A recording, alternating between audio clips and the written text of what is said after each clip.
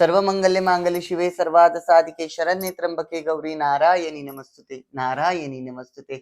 जय जगदंब नमो आदेश। मी तनुताई पुणेकर आपल्या सर्वांचं सहर्ष स्वागत करते। सहर्ष स्वागत सर्वांचे हार्दिक अभिनंदन सुद्धा। आज आपण ह्या साईडून व्हिडिओ करत आहोत म्हणजे जेणेकरून सर्वांना आपला देवारा पूर्ण दिसावा, त्याचबरोबर जगदंबेची जी काय आपण पूजा केलेली आहे ती पूर्ण दिसावी यासाठी आपण अशा साईडून व्हिडिओ घेतलेला आहे। तर सर्वांना जय जगदंब पुन्हा एकदा। त्याचबरोबर आपण मागील भागामध्ये बोललो होतो की संचाराविषयी आपण काही व्हिडिओ करणार आहोत। तर संचार नेमका काय आणि कशा पद्धतीने येतो आणि संचार खरा की खोटा याविषयी आपण हा माहिती देणार आहोत। तर बऱ्याचदा मला कमेंट सुद्धा येतात। माझा एक छोटासा व्हिडिओ सुद्धा मी अपलोड केला होता संचाराविषयी। माझ्या भक्ताचा म्हणजे माझ्या शिष्याचा मी संचार घेतला होता, या संचाराचा मी व्हिडिओ अपलोड केला।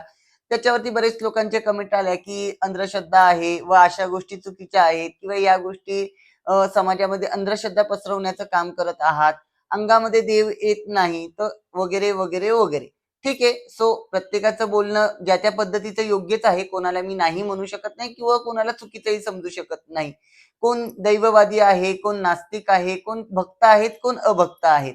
आणि अभक्ताला भक्ती मार्गामध्ये आणणं म्हणजे स्वतःचा वेळ किंवा स्वतःची एनर्जी वाया घालवण्यासारखं असतं। म्हणून भक्त स्वतः स्वतः आपोआप भगवत मार्गामध्ये त्याचबरोबर भक्ती मार्गामध्ये येतोच, त्यामुळे आपण जास्त कोणाला काही बोलायचं नाही। पण संचार हा विषय मी आज व्हिडिओ करत आहे तो म्हणजे का, तर संचार खरा की खोटा। आता सर्वात महत्वाची गोष्ट, संचार खरा येतो का, अंगात येतं का, याविषयी सर्वात मोठा मुद्दा आपण बऱ्याच भक्तांनी उचललेला आहे, हा आपण घेणार आहोत।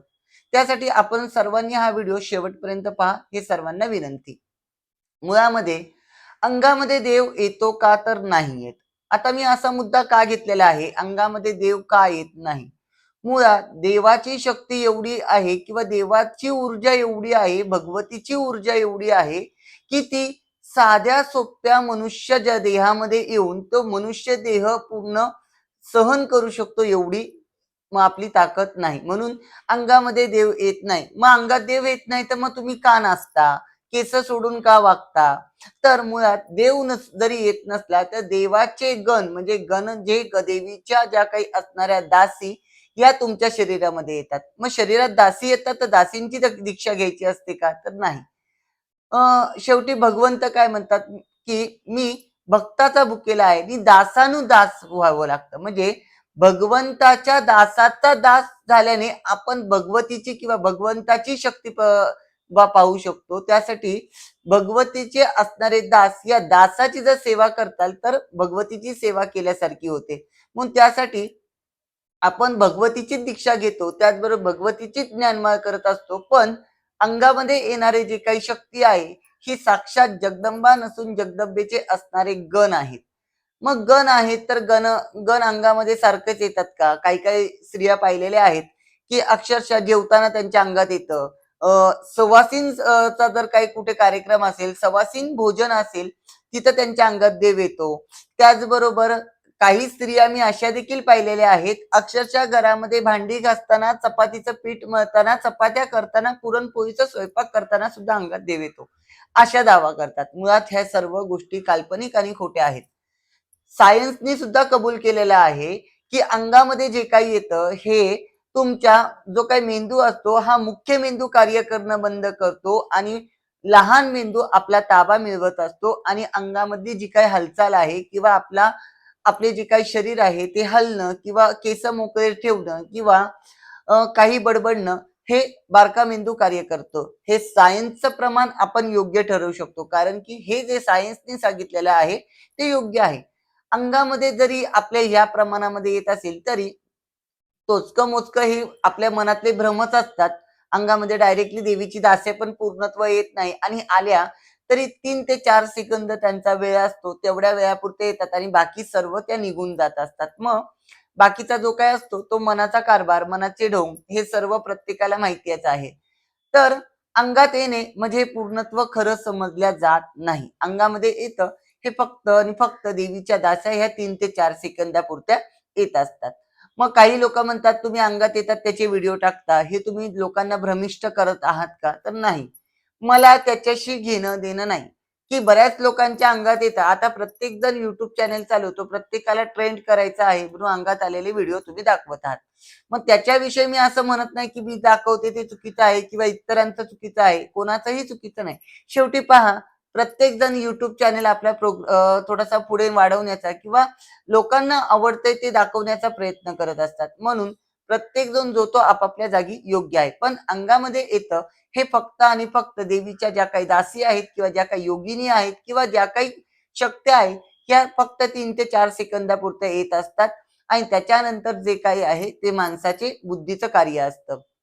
आता त्या वाजण्याच्या सुरावरती, त्या ठेक्यावरती नाचणे, गाणे हे सर्वस्व बाकीचं कार्य चालू होतं. आता बरेच लोक म्हणतात, की बाबा ज्या बाया मिश्री लावतात, ज्या बाया अस्वच्छ राहतात, त्याचबरोबर 7-7, 8-8 दिवस अंघोळी करत नाहीत, त्यांच्याच फक्त देव अंगात येतो, बाकी कोणाच्या अंगात येत नाही. शिकल्या सवारल्यांच्या अंगात येत नाही. आता माझ्याकडे तर पाहिलं, इंजिनियर आहेत, मुलं आहेत, शिक्षित मुलं आहेत. त्याचबरोबर माझ्याकडे येणारे स्त्री आहेत, काही स्त्रिया डॉक्टर आहेत, वकील आहेत, पेशाने स्वतः पोलीस अधिकारी सुद्धा आहेत. मग आता ह्यांच्या अंगात येत नाही का? तर हो, येतं. पण प्रत्येकाचं दाखवण्याचं प्रमाण किंवा प्रत्येकाच्या दाखवण्याच्या गोष्टी ज्या त्या तेवढ्या तेवढ्या पद्धतीच्या मर्यादित राहत असतात, म्हणून तुम्हाला दिसत नाही. पण जे काही कमेंट करतात, की बाबा यांच्या अंगात येत नाही आणि यांच्याच अंगात येतं, आणि हा मुळात अंघोळ करणे म्हणलात तर आता प्रत्येक वर्ग हा अंघोळ करतो, स्वच्छ राहतो, व्यवस्थित राहतो, आणि आपण 2026च्या कालावधीमध्ये आपण स्वच्छतेला पहिलं प्राधान्य पहिले प्रत्येक लोक देत आहोत. आता खेड्यापाड्यांमध्ये सुद्धा लोक शिकलेली झालेली आहेत, खेड्यापाड्यातली लोक सुद्धा स्वच्छ राहणारी झालेली आहेत व त्यांना समाजाचंही ज्ञान चांगल्या पद्धतीचं आलेलं आहे. म्हणून गच्चा राहतात किंवा घाण राहतात यांच्यात देव अंगात येतो हे बोलणं थोडंसं कमेंट करणाऱ्यांनी थोडंसं कमी करावं. प्रत्येक भक्त आणि प्रत्येक वर्ग आता सुशिक्षित आणि सभ्य आणि त्याचबरोबर ज्ञानी झालेला आहे, म्हणून प्रत्येकाने हा विचार करणं थोडासा कमी करावा. त्याचबरोबर समाजाला भ्रमिष्ट करत आहात, अंधश्रद्धा पसरवत आहात. अंधश्रद्धा काय पसरवत आहोत? आम्ही कुठला जादूटोणा करून दाखवत आहोत का? किंवा हवेमध्ये कुठला फळ, लिंबू उचलून दाखवत आहोत? आता हवेमध्ये फळ उचलणं ही तर एक ट्रेंड झालेला आहे. न दिसणारा दोरा धरायचा आणि एखादा लिंबू उचलून दाखवायचा म्हणजे आम्ही खूप सिद्ध झालो. त्याचबरोबर काही काही लोक अक्षरशः एखाद्या हातामध्ये मुठीमध्ये काहीतरी घेऊन दाखवतात, एखाद्यावरती करणी केली, आम्ही त्याला भूतबाधा पाठवली असंही करून दाखवतात. या सर्व अंधश्रद्धा आहेत. एखाद्याला गळ घालणं अंधश्रद्धा आहे. एखाद्या स्त्रीला किंवा एखाद्या पुरुषाला त्याच्या जाळ्यामध्ये उडून त्याला लुबाडणे ही अंधश्रद्धा आहे. पण श्रद्धेचा विषय जर पाहिला, देवाची भक्ती करणं ही कुठेही अंधश्रद्धा नाही. भगवतीची भक्ती करणं ही अंधश्रद्धा नाही किंवा भगवत नामाचा प्रचार करणं ही अंधश्रद्धा नाही. आपण भगवतीचा प्रचार करत आहोत, भगवतीच्या सेवेमध्ये आहोत आणि ती सेवा प्रत्येकाला पुढे पाठवणे म्हणजे अंधश्रद्धा नाही.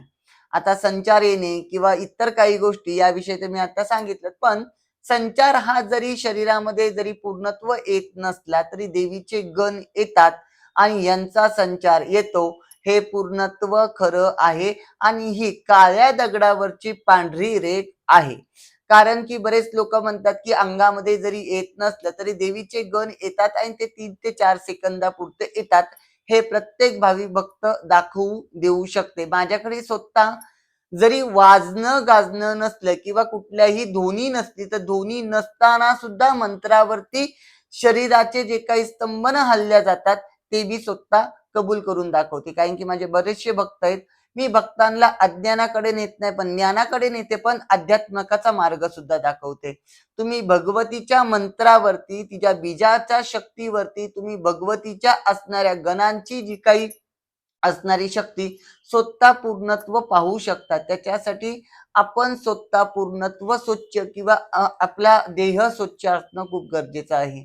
म्हणून त्यासाठी पहिले आपण स्वतः स्वच्छ व्हावं, स्वतःचा देह स्वच्छ करावा आणि या देहाला भगवतीचं पूर्णत्व घर समजावं आणि हा देह पूर्णत्व भगवती आणि भगवंताच्या हवाली करावा. मग तुम्हाला भगवतीचं आणि भगवंताचं जी काय असणारी ऊर्जा सुद्धा दिसेल.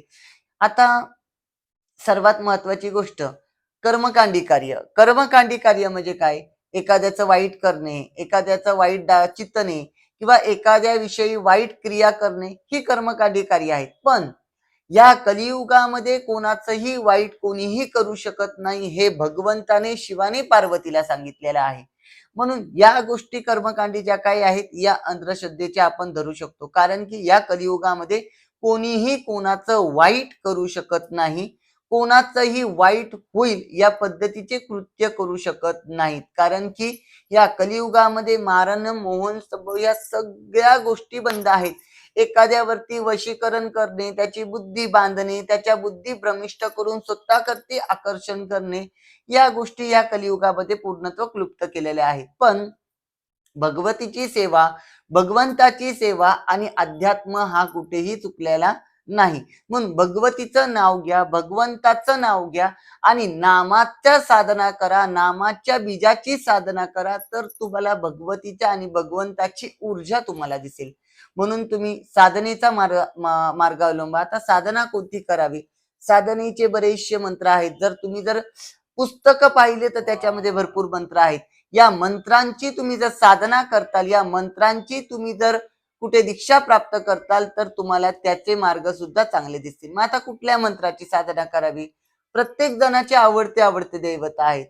कोणाला आवडतो गणपती, तर गणपतीची साधना आहे. ओम गण गणपते नमः किंवा देवीची साधना करा. सर्व मंगल्ये मांगल्ये शिवे सर्वार्थ साधिके शरण्ये त्र्यंबके गौरी नारायणी नमस्तुते. ओम जयंती मंगला काली भद्रकाली कपालिनी दुर्गा क्षमा शिवा धात्री स्वाहा स्वदा नमस्तुते. किंवा ओम जगदंबा देवी नमः, ओम महालक्ष्मी देवी नमः, त्याचबरोबर ओम महाकाली देवी नमः, त्याचबरोबर आपली असणारी कुलस्वामिनी तुळजा भवानी, ओम तुळजा भवानी देवी नमः. अरे साध्या मंत्रांवरची ही शक्ती अधिक प्रमाणामध्ये आहेत. त्याचबरोबर नसेल जमत तर एखादं पुस्तक वाचा. दुर्गा सप्तशती आहे, भगवद्गीता आहे, अशी विविध पुस्तकं आहेत. किलक सूत्रापासून अनेक पुस्तकं आहेत. या पुस्तकांच्या पठनाने सुद्धा आपण भगवतीची आणि भगवंताची जी काही असणारी ऊर्जा स्वतःकडे आकर्षित करू शकतो. ह्या गोष्टी जर करताल तर अध्यात्मामध्ये येताल आणि बाकीच्या जर गोष्टी करत बसताल तर आपलं जो काही आपल्या देहाचा असणारा जो काही कार्य आहे किंवा आपण जे काही या देहरूपामध्ये जे काही कार्य करत आहोत हे निष्फळ आहे. म्हणून भगवतीची आणि भगवंताची सेवा करणं म्हणजे फक्त देवाला आंघोळ घालणं आणि देवाची साडी बदलणं नसून भगवताच्या नामामध्ये तल्लीन होऊन जगदंबेचं नाम घेणं म्हणजेच सर्वस्व आहे. आणि भगवंतानी सुद्धा भगवद्गीतेत सांगितलेलं आहे, हरेर नामे व केवलम कलो नास्ते व गती अन्यथा. म्हणजे फक्त भगवंताचं नावच संपूर्ण तुमच्या शेवटपर्यंत जाणार आहे. आणि काय हो, मरेपर्यंत सुद्धा, मरताना सुद्धा, मेल्यावर सुद्धा राम नाम सत्यच आपल्याला बोलल्या जातं. राम नाम सत्य बोलल्याशिवाय आपला देहही उचलल्या जात नाही. त्याच पद्धतीने भगवतीचं नाव जर तुम्ही घेताल तर आयुष्यामध्ये तुम्हाला कुठलीही संकट, कुठल्याही अडचणी आणि फक्त अंगामध्ये वारं घेणंच गोष्टीचं नसून सगळ्या गोष्टीत यश मिळेल. आता योगायोगाने आपली पंढरपूरची वारी सुद्धा चालू होणार आहे. म्हणजे 7 जुलैला आपली पंढरपूरची वारी निघणार. भगवंत साक्षात आपले या प्रत्येक राज्य जिल्ह्यातून जाणार. म्हणून तुम्ही प्रत्येकाने भगवंताचं नाव सुद्धा या जर 15 दिवसामध्ये जर घेतलं तर ती सुद्धा सेवाच आहे. त्याचबरोबर या भगवताच्या वारीमध्ये तुम्ही 4 पावलं चाललात ही सुद्धा सेवा आहे. अन्नदान केली ही सेवा आहे. एखाद्या गरजूला तुम्ही अन्न खायला घातलं ही सेवा आहे. गाईला अन्न खायला घातलं हे सुद्धा भगवंताची सेवा आहे. अशा पद्धतीची सेवा करा आणि कलियुगामध्ये तुम्ही आनंदी राहा आणि कलियुगामध्ये नाम घेत राहा. अंगामध्ये संचार घेणं म्हणजे सर्वस्व नसून भगवंताचं नाव घेणं सर्वस्व आहे. म्हणून फक्त काय करा, नाव घ्या, जगदंबेचं नाव घ्या आणि सर्वात सगळे आनंदी राहा. हे सगळ्यांकडे विनंती. सर्वांना जय जगदंब, नमो आदेश. सर्वांनी हा माझा व्हिडिओ शेवटपर्यंत पहा. त्याचबरोबर लाईक करा, सबस्क्राईब करा, माझ्या चॅनलची घंटाही वाजवायला विसरू नका. त्याचबरोबर आपल्या गादीवरती यायचं असेल तर आपला नंबर आहे 9322161699 9322161699 या नंबरवरती कॉल करून रविवारच्या दिवशी गादीवर या. तर सर्वांनी आनंदी राहा, खुश राहा आणि भगवंताचं नाव घेत राहा. जय जगदंब.